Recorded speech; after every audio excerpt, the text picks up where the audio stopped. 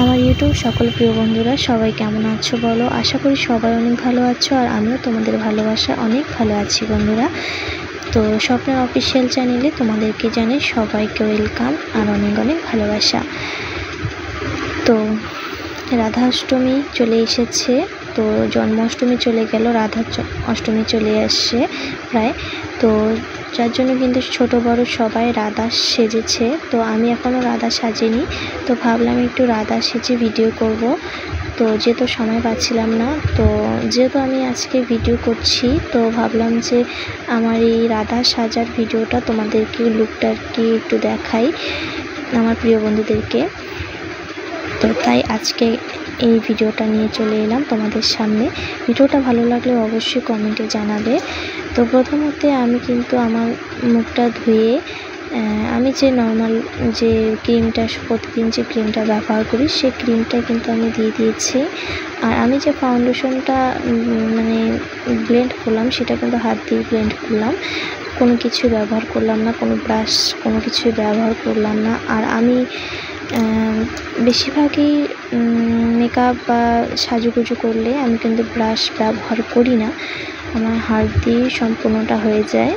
অনেকে ব্রাশ ব্যবহার করতে ভালোবাসে, তবে আমি কিন্তু ব্রাশ ব্যবহার করতে ভালোবাসি না। তো